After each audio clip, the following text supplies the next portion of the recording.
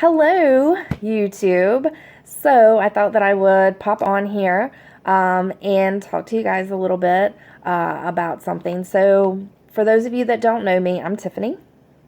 And in case you couldn't tell all the crap all over my Facebook, clearly I'm a perfectly posh consultant. And I know that there are tons of perfectly posh consultants on YouTube and stuff like that. I hope that some of the things that I talk about, some of my videos, some of these insane ideas that I have in my head, that hopefully I can get in a video in on here, will maybe hopefully set me apart. But so today, in case you didn't know, in case you haven't seen, I did do 3 videos like 8 months ago. I created a YouTube channel and I've done nothing with it since. And so I'm coming on here today, and that's why I'm choosing YouTube, and that's why I'm making a commitment to start making videos for YouTube, because this face needs to be all over the place. But yesterday I did a challenge for my team, and the challenge was, what are your fears? What are your fears about your business? What is holding you back?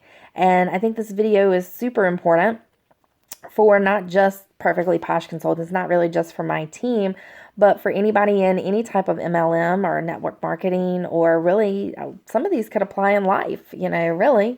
But I took and wanted to do this. So because YouTube being my biggest fear, which is why I didn't do any more videos.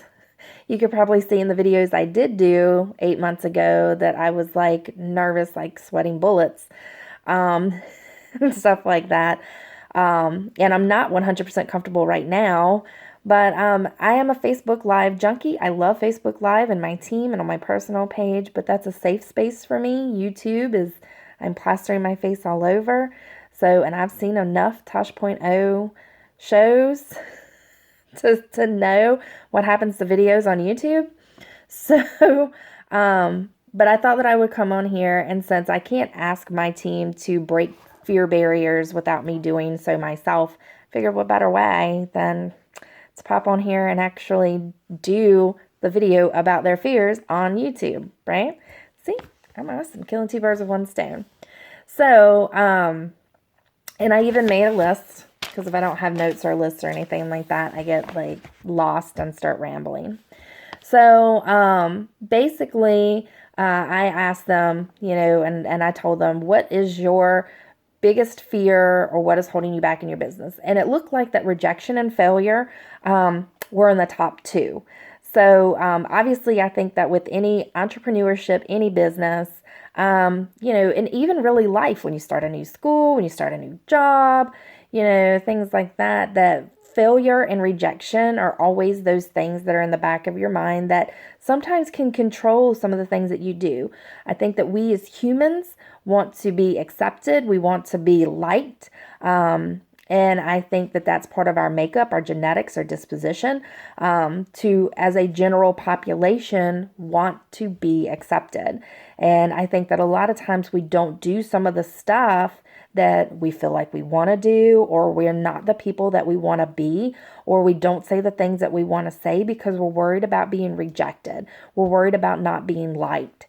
And that can actually hold you back from being a better person.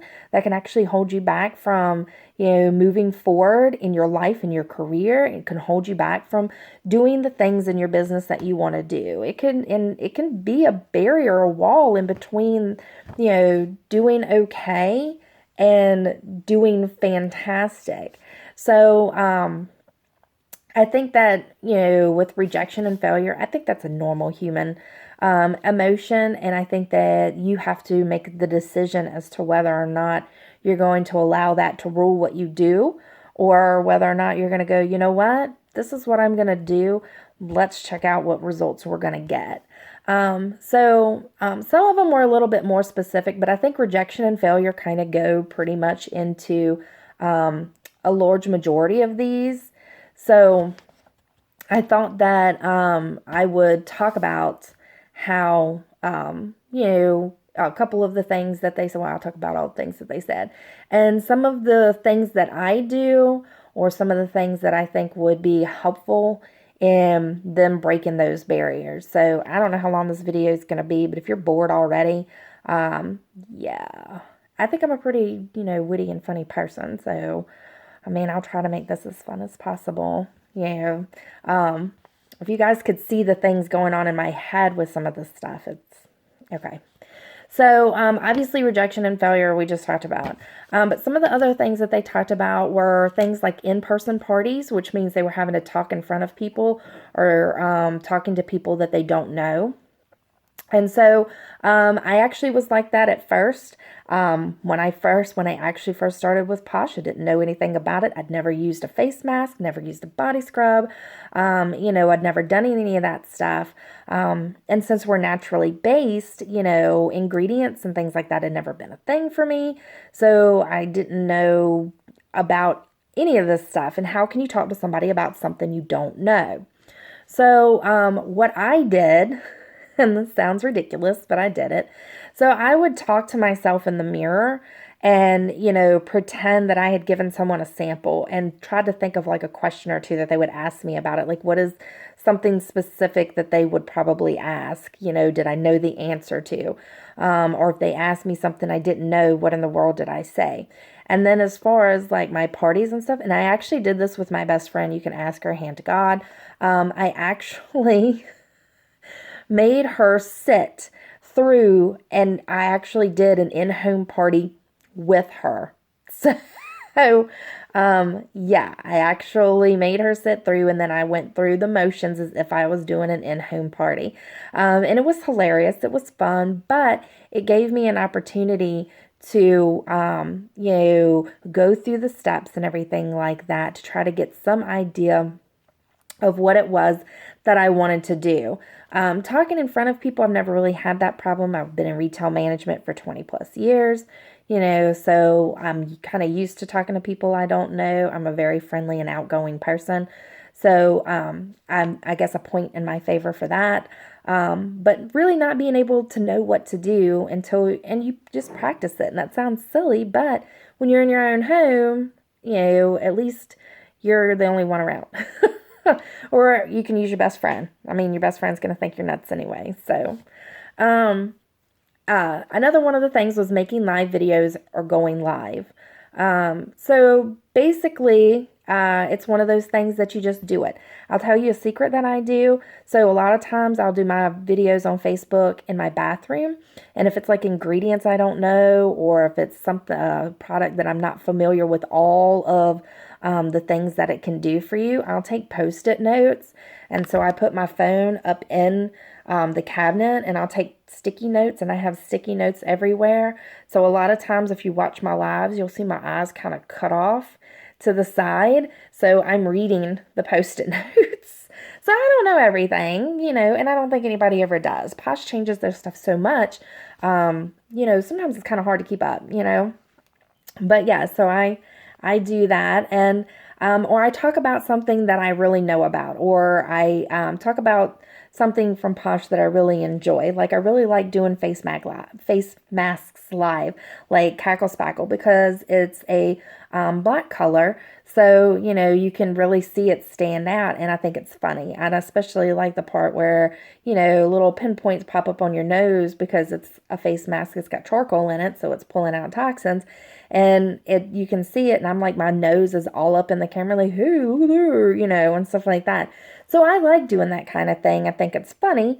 Everybody's humor is different, but so I think that's something that you start off with, and you just do it. Just make that decision to do it. Kind of like I made this decision today to do this video, and I'm only doing it one time, so yeah. Okay, so another thing was follow-ups. So for us as Perfectly Posh consultants, we have samples that we can do, that we can give out. And so what we're taught is you give those samples out, and then you follow up with the person that you gave the sample to, to see if they liked it or, whatnot. You create as I like to call, Posh relationship with them. And, and then you create, a back and forth And hopefully, by giving them that sample, and getting to know them and things like that, you gain trust, you develop a relationship, and they become a customer. So as far as follow-ups go, if you don't do it, it doesn't happen. We always say fortune is in the follow-up. I'm a big believer of statistics. I mean, numbers don't lie. And we know that the average person, it takes 9 to 11 times for them to see something before their brain registers that they're interested in it. So if you've ever watched a commercial on TV during a 30-minute sitcom, how many times did you see that same commercial? Like here recently, the Chevy commercial where you can choose any 3 things about the car, and then they were like, well, what if you could have everything? Here is the Chevy blah blah blah. So it's one of those things that, if you see it enough times, because I mean, like, it's in my brain now. I've seen that Chevy commercial enough times that it's in my brain. What was that commercial I think Sprint did? The Narwhals, and that little song. I mean, it's in my brain.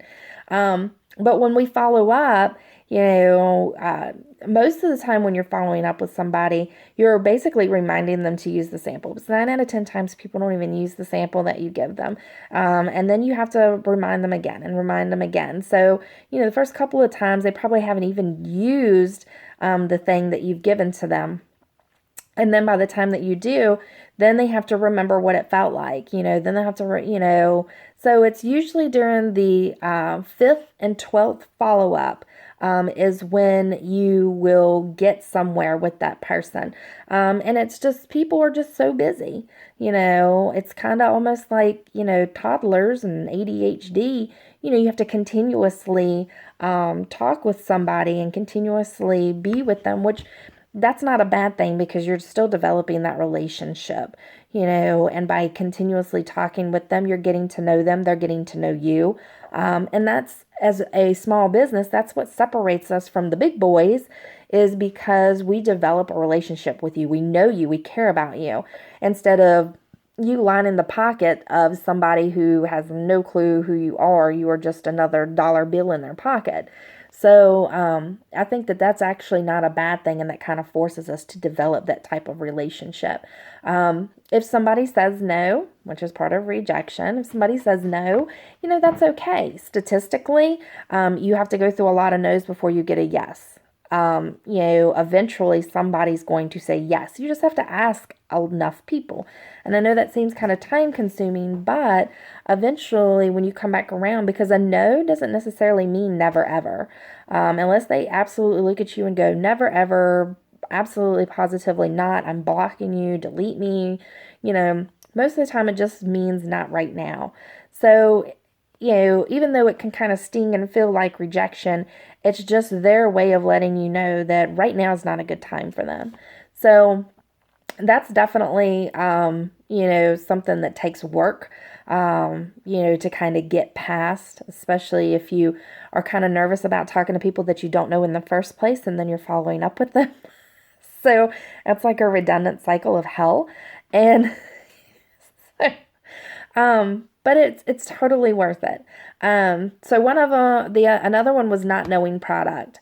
Posh, and I can't speak for all other companies, but Posh itself, we actually have tons of resources, training, things like that, videos that show you how to use the product. I mean, we just recently come out with a Father's Day, and they went on to our corporate page and actually did a video and showed us how to use the Father's Day stuff, what exactly it was for, what's in it, the order, because it's a 3-step system, and stuff like that. So we have videos, we have our ingredients are actually listed on our website, and in the catalog. And we actually have a catalog this time go round that's our core catalog, which is all year, that is full of information. That's basically like my go-to, because you can't know everything.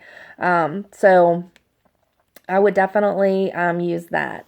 Not enough time. Balancing between time and family. Balancing between time and family. Balancing your time between family and business can be super difficult. I know I spent my very first year, instead of trying to learn to balance stuff, I basically spent my first year of Posh with my phone in my face because I was determined that I was going to move up in the company, which I did, and everything like that. But I mean, and this was all the time.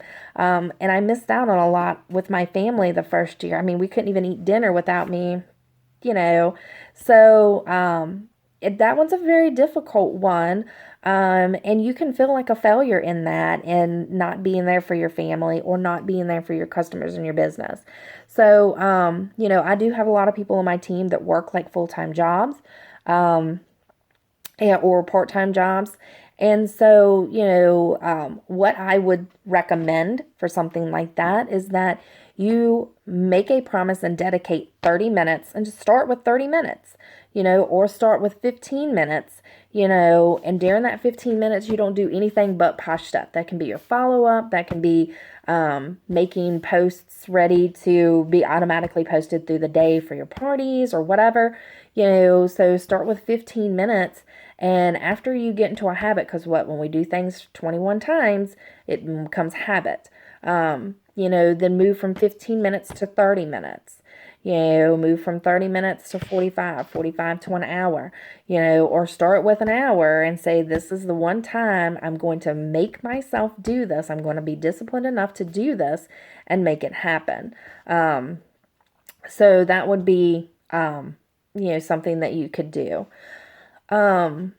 Giving out samples and the response. So I had one girl tell me that she actually gave samples to a cashier, and the cashier took it as, she was asking her to be a part of the business, and she kind of was like, I work 2 jobs and I have kids and this, that, and the other. And so the response, which I'm pretty sure that cashier was probably either having a bad day or whatever, because I think it was a Walmart cashier, the response was like completely crazy. And that's not a typical response. Usually when I get a free sample, I'm like, oh, all right, awesome, thanks.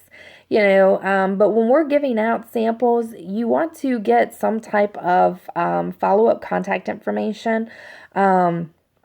So some of the ways that you can do that, like when I give samples out to somebody, usually I go, hey, this sample is for blah, blah, blah.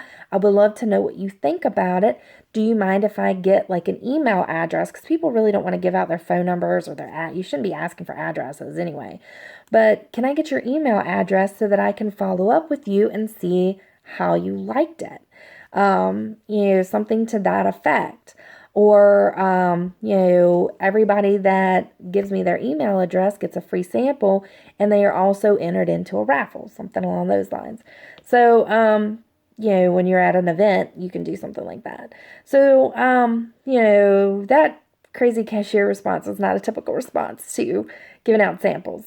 But that's just one of the ways that you can, get back some type of feedback. The last 2 things I thought were kind of interesting because only one person said one, and I guess you could fear giving up. Most people actually only survive about 90 days in direct sales because they don't see results fast enough. A lot of people feel like that they should, take and that they should get that they should get rich quickly, that they should do a couple of Facebook posts and bam, that should explode. And it doesn't work that way. So I think that, that by giving up, most people end up giving up right before, it's time to, take and you're about to explode. It takes about 90 days to actually build a foundation. When you plant seeds, you have to wait for those seeds to sow and to come alive. And so, those first 90 days can be kind of hard because you're planting those seeds and you might not see the return. But about your 90-day mark, you're starting to see a, thing where it's like it's going to start coming. If you can stick with it through that first 90 days, you'll start to see the benefits. And then it becomes like a vicious cycle, and you just keep planting those seeds. So, I think that sometimes we fear giving up too easily, or we go, well, what if I don't give up? What could have happened? Or what if I do give up? What have I lost? You just don't know because we can't see the future. But I'm a big believer in not giving up. I don't give up until I can't think of anything that I've ever really given up on that hasn't been something out of my control. So, and there have been times, even in 2.5 years, where I've wanted to just toss in the towel and go, you know what, I don't do this anymore. But then I go, you know what, look at all the things that I've accomplished in this time that I've been with it. Look at the team that I have, the relationships I have, the things that this company has given to me, allowed me to do, and kind of forced me to do, to bring me out of my comfort zone and to make me a better person, a better leader. So I think it's one of those things that you should never give up. Never give up. And the last one that I want to talk about was myself. Somebody posted that their biggest fear was themselves. And I totally think that's true. I super duper think it's true. We are our worst critics. We are the ones that come down the hardest on ourselves. My daughter is an excellent example of that. She is in band, and she thinks that the first time she gets music, she should be able to play it and play it well, and be done. And she gets so upset with herself when she's not perfect at it the first time or two. And she's like, I'm practicing. I'm like, yeah, from the first time that you tried to play it, you probably couldn't play it that well, and now you can play it well. Your practicing is paying off. But so I think it's one of those things that you and your own self and your own mind can hold you back more than fear, more than rejection, more than anybody saying you don't know what you're doing, or ha ha ha, look at you, you're funny. You yourself, I think, is probably your biggest and worst enemy. And that is something within you that you have to decide that you're not going to be your own blocker anymore. You are not going to allow yourself to be, to hinder you in anything that you want to do. That, in fact, you're going to use your capabilities and the things that you want to do and want to succeed and accomplish, that you're going to use those, that brain power for good, not evil. But that's pretty much about the extent of it. I was like, that's pretty much what I would be talking about in my group. And stuff like that. My hair is like insane. So I know this video is kind of long. But I mean, it's, I guess most any inspirational video is. I don't know. But I really enjoy talking with you guys, and I look forward to making videos in the future. I have lots of good fun ideas. Will I ever become, like a on the map kind of YouTuber? No, I probably won't make any money, although that's my son's career choice, is becoming a famous YouTuber. So, all right, guys, I hope that you enjoy this. To my team, I hope that you guys see that it's not as scary as it seems. And I hope that everyone has a fantastic day. All right. I love you, team. And to the rest of YouTube, I guess I love you guys too. Bye.